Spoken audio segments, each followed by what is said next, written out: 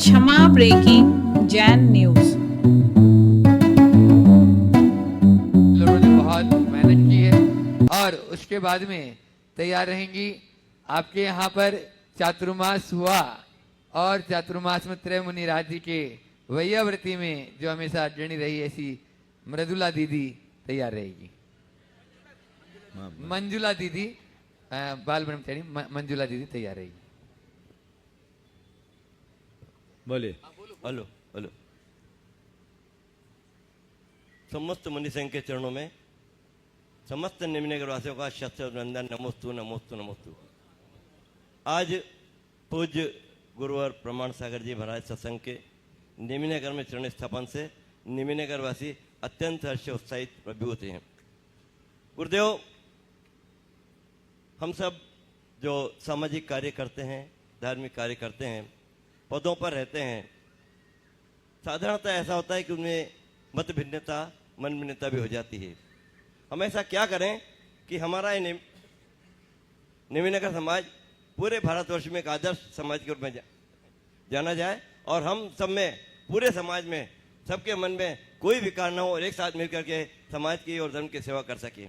एक और बात मुनिवर कहना चाहता हूँ चरणों में कि गुरुवर आपका 3 दिन का स्थानापन्न निम्नगर में हुआ है, तो मैं चाहता हूँ कि एक दिन इस निम्नगर में भावना योग के लिए भी आप स्थापित करें, मेरा निवेदन है। बहुत सुंदर। देखिए, नेमी नगर की समाज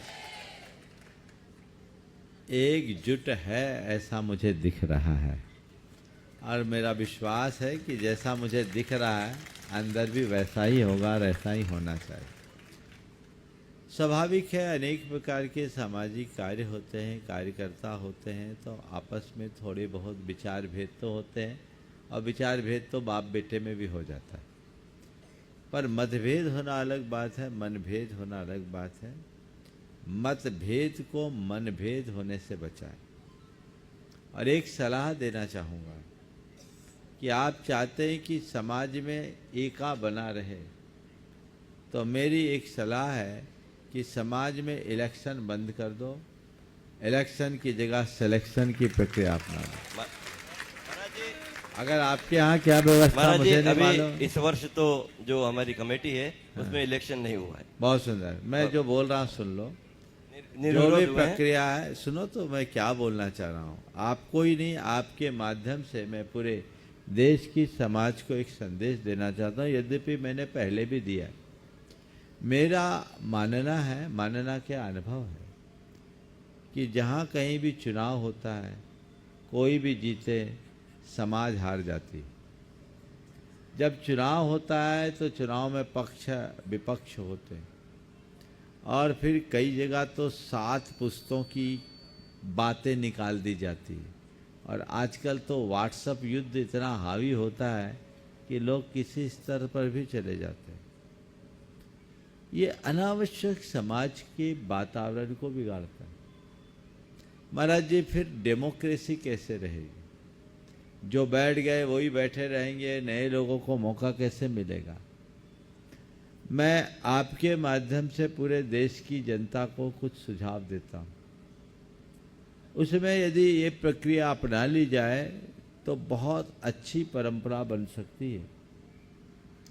जहाँ भी समाज है, चुनाव न हो, मनोनयन हो और मनोनयन की प्रक्रिया विशुद्धतया लोकतांत्रिक हो।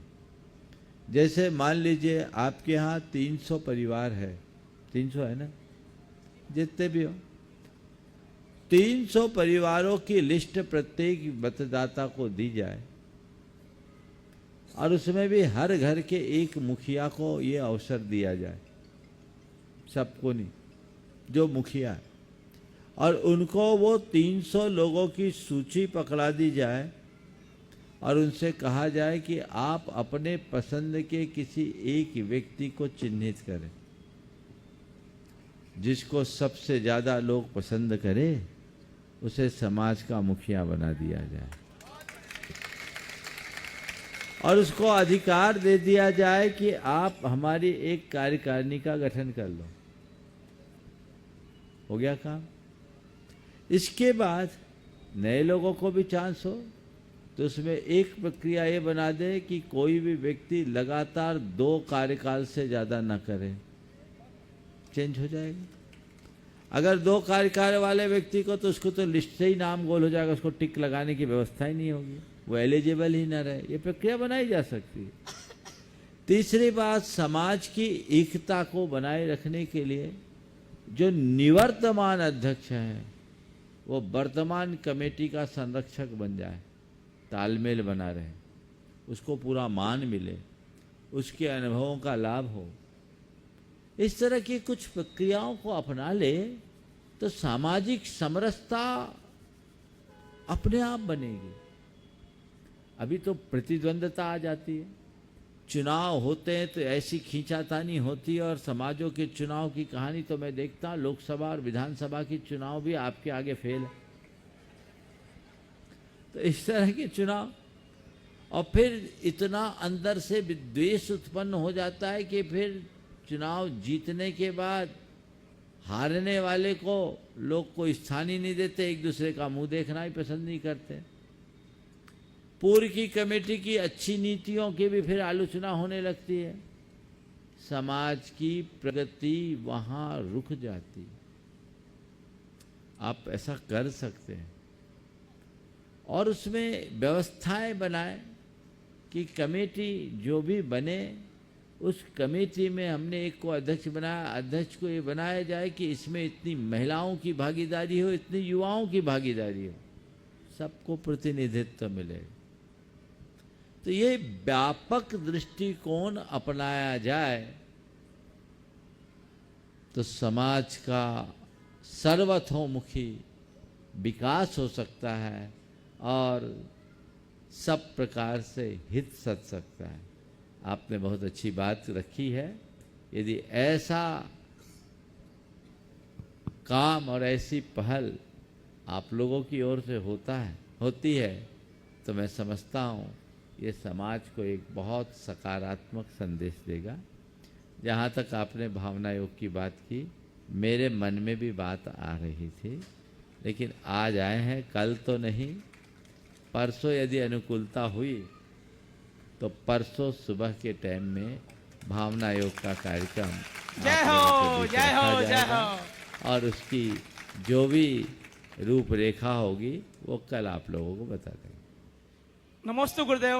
गुरुदेव, 2 बातें हैं आपके ब्रह्मचारी। चरणों में अर्पित करना चाहता हूँ, सिर्फ 2 बात है। हाँ बोलो। आपने जो अभी हमें दिशा निर्देश दिया है, हम यथासंभव इसका पालन करने की पूरी कोशिश करेंगे और हम इसमें सक्सेस हो जाएं, ऐसा आप आशीर्वाद हमें दे दीजिए। बहुत आराम से हो जाएंगे। समाज के प्रमुख जन आके बैठ जाओ, अपने बायोलॉज में इसको बना लो, 100% सक्सेस हो।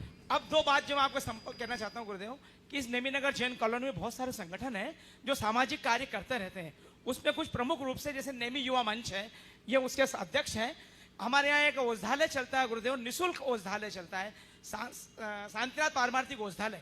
वहाँ पे निःशुल्क सब लोगों का इलाज होता है। और हमारे इस नेमीनगर जैन कॉलोनी में गुरुदेव एक जिन रथ दर्शन रोज सुबह चलता है, जो इस नेमीनगर जैन कॉलोनी की कम से कम 60-70 बुजुर्ग लोगों को अपने अपने घर से हम लेके आते हैं और यहाँ जैन कॉलोनी मंदिर में दर्शन कराते हैं गुरुदेव। बहुत सुंदर। और वापिस हम उनको घर पे छोड़ के भी आते हैं। बहुत सुंदर, बहुत सुंदर। एक काम कीजिए, आगे आके फिर बैठ के बात करेंगे, आगे अभिशंका समाधान नमस्ते गुरुदेव, नमस्ते।